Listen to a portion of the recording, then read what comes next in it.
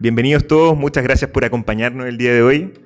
Este seminario que formulamos con el Departamento de Formación y Acreditación, de los cuales hay varios miembros que pudieron hacerse presentes hoy en nuestro colegio. Es un seminario, como dijo nuestra presidenta, que está enfocado a poder abordar algunos hot topics, ¿cierto? Algunos temas que son controvertidos, que ameritan discusión, y sobre los cuales hay reflexiones tanto desde el mundo de la academia como del mundo más profesional, que hacen idóneo este espacio también para poder seguir conversando, discutiendo, compartiendo ideas, debatiendo. Así que muy bienvenidos todos, no solamente al seminario, sino que también a poder manifestar sus posiciones, sus opiniones, sus preguntas en cada una de las presentaciones que hay. Voy a dar la primera charla. Ahí vamos a pedir que me pongan el cronómetro para automodularme, ¿no? Esta primera charla espero que pueda servir principalmente como una declaración del estado del arte de la situación de la formación, especialmente de pregrado, que es a lo que se enfoca en nuestro país al año 2025. Hay algunos datos bien interesantes, tenemos algunas también consideraciones del Departamento de Formación que vamos a plantear aquí, que pueden ser controvertidas y que la idea es que puedan también analizarlas, digerirlas y controvertirlas a ustedes también, ¿ya? Así que bueno, vamos a partir, vamos a ver si me funciona a ver, ahí está, ya. Entonces, primero una declaración de intereses, no recibo ni he recibido financiamiento alguno de la industria farmacéutica, no tengo vínculo contractual con ninguna universidad, y tengo varias afiliaciones profesionales, digamos, más allá de mis afiliaciones políticas o religiosas. Mis afiliaciones profesionales con el Colegio Médico de Chile, en el cual soy además consejero nacional, de la Sociedad Médica de Santiago, de la Sociedad Chilena de Salud Pública y de la ONG Médicos Sin Marca. Esta presentación está estructurada como en 3 capítulos, ¿ya? Prometo no tratar al menos de no latearlos. Un primer capítulo enfocado en como el marco conceptual desde el cual analizamos los datos. Ustedes saben que no hay una perspectiva neutra en el análisis de las cosas, ¿cierto? Una descripción propiamente tal y las consideraciones que les mencionaba que tenemos desde el Colegio Médico y en particular del Departamento de Formación y Acreditación. Entonces, para partir, marco conceptual. ¿Desde dónde vemos el panorama de la situación de la formación en medicina? Quiero hacer estas 3 declaraciones, voy a entrar someramente en ellas luego, pero para que las tengan ahí presentes, porque son básicamente la posición valórica quizá o ideológica sobre la cual nos paramos y analizamos lo que vamos a conversar luego. Primero, que la medicina y la salud en Chile han sido de vanguardia a nivel americano. Esa es la primera declaración. La segunda es que la calidad de los médicos formados en Chile ha destacado en comparación a los médicos de la región. Y la tercera es que los médicos han tenido un rol muy influyente en políticas públicas y en el sistema de seguridad social en nuestro país, sin distinción del sector político del cual vengan. Entonces, lo primero, me gusta dejar los logros sanitarios más llamativos, pero ustedes saben que hay varios más. Dentro de ellos, al 2025, nuestro país hoy en día goza con la segunda posición dentro de los países en términos de esperanza de vida en toda América, solo detrás de Canadá. Estamos tercero a nivel de la mortalidad infantil más baja en América, detrás de Canadá y Estados Unidos. Somos el segundo país con menor carga de enfermedad en América después de Canadá. Somos de los países que tienen y que han tenido más precozmente atención profesional del parto, menos mortalidad materna, mayor tasa de inmunizaciones. Bueno, ahora el logro reciente que se adjudicaba debidamente el Ministerio de Salud, ¿cierto?, de la ausencia de mortalidad por virus respiratorio sincicial por segundo año consecutivo. Son varias cosas, ¿cierto? El acceso a agua potable, que también sigue siendo algo que no se comparte en toda la región. En el ámbito médico propiamente tal, la Revista Médica de Chile, la Sociedad Médica de Santiago, es la revista científica médica de habla hispana más antigua del mundo, en vigencia, lo que también es bastante llamativo, considerando que somos un país dentro de todo pequeño para el contexto internacional. La segunda declaración que les decía tiene que ver con la calidad de los médicos formados en Chile, que consideramos hay elementos que nos hacen pensar que ha sido destacada en comparación a lo que sucede con los médicos formados en otros países de la región. Esto, como dice ahí, es obviamente difícil de objetivar, pero hay algunos elementos que por lo menos nos dan la idea, nos sugieren que esto puede ser así. Primero, en Chile, desde hace mucho tiempo, tenemos un sistema de ingreso, una prueba de ingreso al sistema universitario que es única a nivel nacional, que es algo que no sucede en todos los países de la región. Y eso ha facilitado, también con la posibilidad de la migración interna de los estudiantes y todo, que medicina en particular como carrera sea la carrera con mayores puntajes de corte a nivel nacional en todas las universidades. Por otra parte, tenemos que un elemento bastante estandarizado y respetado a nivel internacional como es el EUNACOM. Los médicos, independientemente de su nacionalidad, la mayoría son chilenos obviamente por una cuestión lógica, ¿cierto? Pero los médicos formados en Chile tienen sistemáticamente mejor rendimiento que los médicos formados, al menos en los 5 países que tienen mayor participación dentro del EUNACOM cada año y de los cuales uno podría sacar algún tipo de conclusión, porque de repente obviamente llega algún médico de Sur Corea, pero con 1 o 2 casos uno no puede sacar ninguna conclusión. Pero sí tenemos casuística suficiente para poder afirmarlo en relación a médicos egresados de universidades en Venezuela, en Colombia, en Perú, en Ecuador, donde se nota sistemáticamente que hay una brecha en favor de los, por lo menos en términos de conocimiento, sabemos que esto es una parte nomás de la medicina, pero en favor de conocimiento de los médicos formados en Chile. Lo otro que, este otro dato también es quizá anecdótico si se quiere, pero los egresados de las universidades chilenas, a pesar del bajo volumen relativo dentro de todos los postulantes que dan el MIR, que es como el equivalente al EUNACOM, ¿cierto?, en España, suelen tener los mejores puntajes dentro de los, o sea, se ha mantenido sistemáticamente con el mejor puntaje entre los países hispanoamericanos. Como decimos, son observaciones pequeñas, son pocos. Aquí hay uno que otro que ha estudiado en España, ¿cierto? Pero son pocos, pero se ha mantenido esa tendencia sistemáticamente a lo largo del tiempo, incluso superior que varios de los egresados de universidades de países europeos, que también dan el MIR y se quieren ir a estudiar y trabajar a España. Estaba viendo por ahí que los rusos también tienen una participación destacada en el examen. Por lo menos un año estuve revisando. Y si a esto le sumamos lo anterior, que es que Chile tiene una serie de logros sanitarios muy destacados, probablemente nos hace pensar que también tiene que ver un poco con esto. Quizás no todo, porque obviamente la producción en salud va a estar determinada por la participación de muchas otras personas y también de cosas fuera de la salud propiamente tal, cuestiones económicas o medioambientales, si se quiere, pero nos hace pensar que hay elementos que nos hacen por lo menos intuir que la calidad de los médicos formados en Chile ha sido buena comparativamente. Y un tercer elemento de las cosas que les declaraba al principio, que los médicos han tenido un rol muy influyente en políticas públicas. Esto no sucede en todos los países. De hecho, estaba solamente por un ejercicio de curiosidad, estaba revisando cuántos médicos han sido presidentes en los países de Hispanoamérica y la verdad es que en solamente otros 5 países han sido presidentes, de los cuales 2 habían sido presidentes interinos. En Chile tenemos 2 presidentes propiamente tales, pero además todas las personas que están acá han participado en leyes, en la academia, muchos de ellos con doble militancia, ¿cierto? Academia y parlamento o partidos políticos, ¿cierto? Creando la beneficencia pública, la política de especialización de la beneficencia pública por Guillermo Blest, la política de especialización impulsada muy decisivamente por José Joaquín Aguirre,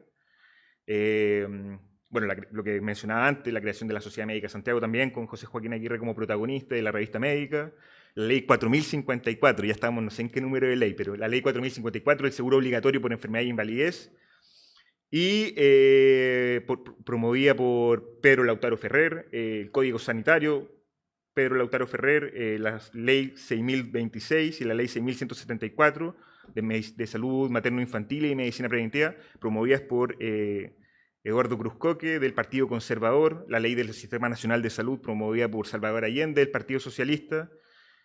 En definitiva, miembros de los médicos han participado en nuestro país y eso es lo que quiero hacer patente y que probablemente también se relaciona con los elementos anteriores de la vida pública, de la vida política de una manera muy significativa. Ahí están los 3 del Río, ¿cierto? Alejandro, Roberto Sotero, Lucas Sierra, promotor de algo más técnico ya, el promotor de la cirugía, Enrique Deformes, en Valparaíso, Ezequiel González, tantos nombres que se nos vienen a la cabeza, ¿cierto? Y que han cimentado varios de los logros que hoy en día tenemos. Entonces lo anterior nos hace pensar, o por lo menos a mí me hace pensar, ¿cierto?, que en el eterno clivaje de conservadurismo versus liberalismo, es razonable que en algún tema esto tienda a lo conservador cuando hay alguna trayectoria destacada que conservar. Y probablemente la medicina y la salud en Chile sean de los elementos en que uno tendría que tener un enfoque más bien conservador que liberal, dado los buenos resultados que hemos tenido a lo largo del tiempo. Quizás si nos enfocamos en quizás los astronautas chilenos, sería razonable tener un enfoque liberal, porque en realidad tenemos muy poca trayectoria, ¿cierto? Pero en la medicina es razonable mantener esta tradición, promover esta tradición, y esa ha sido, creo que resume el ethos un poco también de las preocupaciones que les voy a mostrar más adelante de nuestro departamento. Un ex asesor del presidente Carter decía una frase que se le atribuye, no estoy tan seguro si es de él propiamente tal, pero dice, si algo no está roto, no hay que arreglarlo. ¿Ya? Me hace sentido, ¿cierto? Hay que ahorrarse problemas en la vida. Lo digo yo, incluso. Ya. Tengo que seguir más estos consejos, parece. Ya. Descripción de la situación de las escuelas de medicina al día de hoy. Ya, esta es la materia propiamente tal. Después, de hecho, mi background ideológico, filosófico, como se quiera llamar. Bueno, este es un diagrama que hice que muestra un poco cómo ha sido la evolución de la educación médica en Chile, que ha estado gobernada en gran parte por lo que denomino en este diagrama un periodo de unicidad de la enseñanza médica, por la Real Universidad de San Felipe, que se instala en la década del 40 del siglo XVIII y que empieza a impartir medicina aproximadamente 10 años después. Le sigue un pequeño periodo de transición durante el advenimiento de la época republicana, en que medicina empezó a impartirse en el Instituto Nacional. Eran otros tiempos. Y luego ya lo que probablemente todos nosotros conocemos o conocimos, que tiene que ver con la enseñanza de la medicina en la Universidad de Chile, que gobernó como único oferente de la educación médica nacional hasta entrado ya el siglo XX. ¿Ya?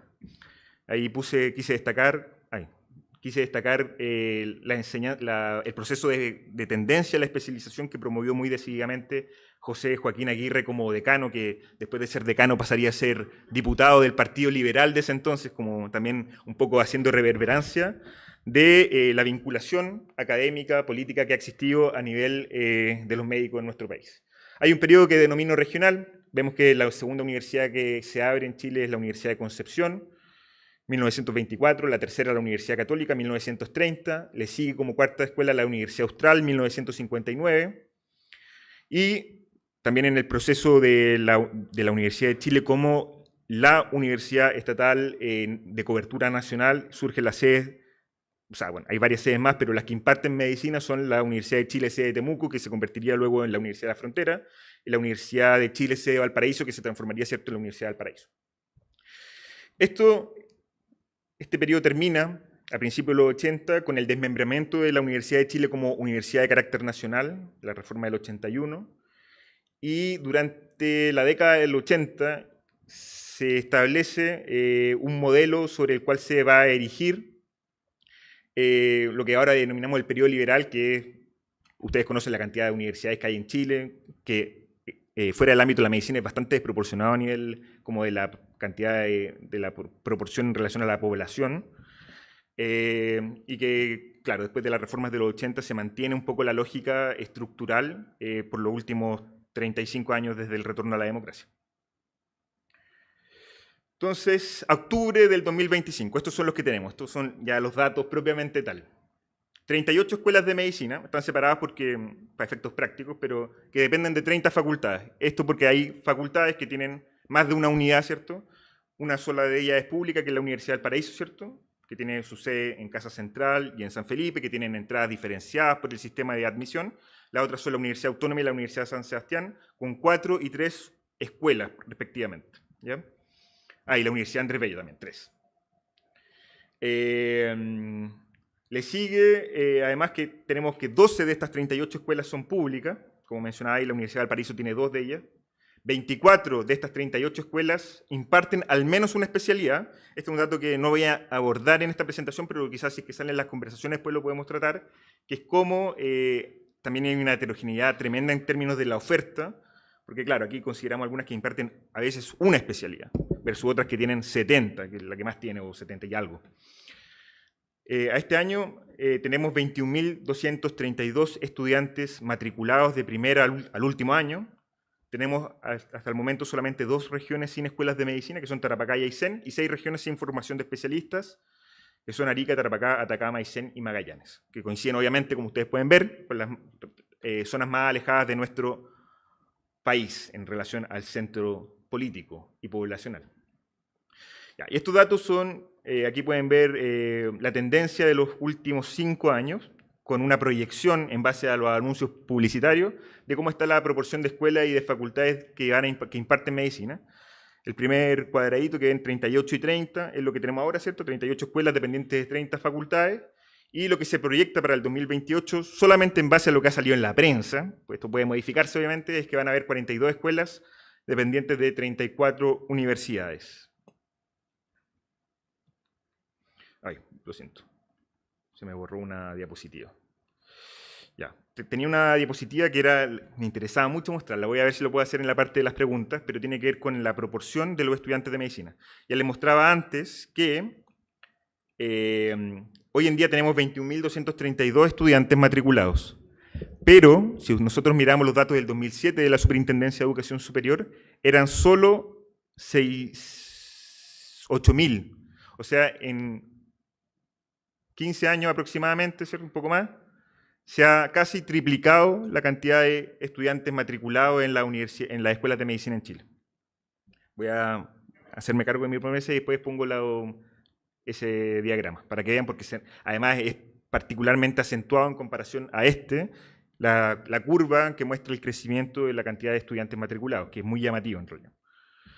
Y esto ha tenido algunas cosas buenas, si se quiere, que se han podido documentar. Este es el típico reporte que sale trianualmente de la OCDE, el Health at a Glance, que muestra ahí en punto rojo con negro el promedio de los países de la OCDE y los países afines o amigos de la OCDE, no sé cómo se denominan, que muestra que el promedio hoy en día es de 3 puntos. Este es el reporte del 2023 con los datos del 2021, y mostraba que para el 2021 hay 3.7 médicos por cada 1.000 habitantes, y Chile se encuentra un poco más allá, con 2.9, espero que lo alcancen a ver, pero que lo que es llamativo de este gráfico es la diferencia de cantidad de médicos en el tramo de tiempo respecto al anterior. El punto de abajo del gráfico, en lo que está el círculo blanco, es la medición previa, que era del 2011, si ustedes se fijan. Entonces, entre el 2011 y el 2021, Chile, junto con Irlanda, con Portugal, son de los países que han tenido un delta más notorio de aumento de médicos por cantidad de habitantes, ¿ya? Eso es lo que me interesaba que vieran de este gráfico. Lo otro, bueno, este otro gráfico también del mismo reporte, que muestra la cantidad de médicos generales y especialistas, y acá vemos que en realidad los médicos generales, Chile tiene un estándar igual a Portugal, estábamos segundos en la tabla por el total de médicos, ¿cierto? Mayor que Canadá, incluso aquí, bueno, para efectos del registro se toma a los médicos generales y a los médicos de familia como dentro de un gran grupo, por si acaso, porque son los que se desempeñan en la atención primaria en teoría. Esa es como la lógica. Pero ahí estamos muy semejantes. Y el promedio de la OCDE es bastante inferior a lo que tenemos nosotros, que es la barra roja que pueden ver ustedes ahí. Este es unos reportes que hicimos con el doctor Rebolledo hace algunos años atrás, que muestra el número absoluto de escuelas de medicina por entidades subnacionales de los países del Cono Sur, y solamente para mostrarles que obviamente se concentran en las capitales, pero además si es que vemos aquí ajustados por la población, vemos que la densidad poblacional, la cantidad de escuelas de medicina por población, en Chile comparado con los otros 3 países del Cono Sur, es bastante positiva, digamos, bastante densa, ¿ya? Obviamente Magallanes sale así ultra oscuro porque Magallanes es una región que tiene una baja cantidad de población general y tiene una escuela de medicina y por lo tanto eso modifica, ¿cierto?, el denominador. Este es un reporte también que hicimos que podemos ver, y este me interesa que lo vean para efectos de 2 cosas solamente, que es que los países del Cono Sur y también España tienen una densidad de escuelas de medicina que es disímil. Paraguay, que tiene un sistema educacional muy fragmentado, muy comercializado y liberalizado, es un extremo donde tienen una escuela de medicina por cada 260.000 habitantes aproximadamente.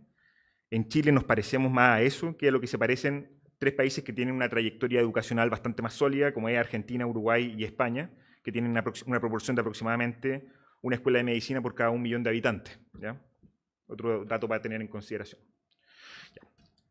terminamos el segundo capítulo de la descripción. Quiero referirme ahora a las consideraciones que tenemos como Departamento de Formación y Colmet y que pueden ser las cosas polémicas y con las que ustedes pueden no estar de acuerdo, digamos, ¿cierto?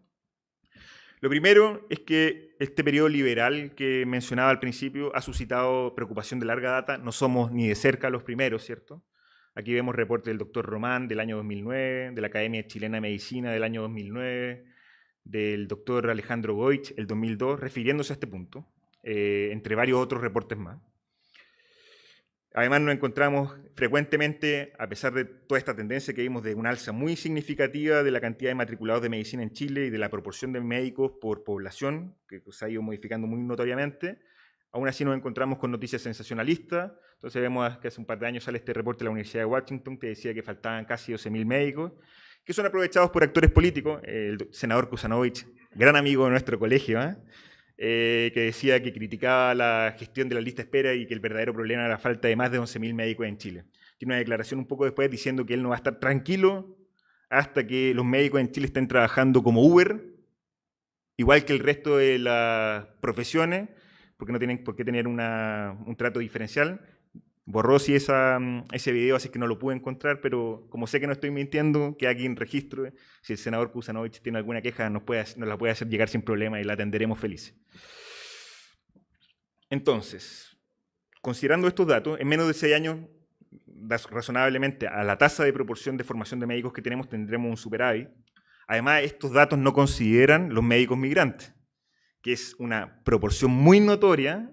De hecho, en la estadística del EUNACOM, bueno, hay que depurarlo un poco, pero se plantea que el 75% de las personas que rinden en el EUNACOM todos los años son médicos formados en otros países, principalmente en Venezuela, como ustedes saben, por los motivos políticos públicos, digamos. Por lo que no considera otro aporte muy significativo de entrada de médicos al sistema laboral, al sistema de salud.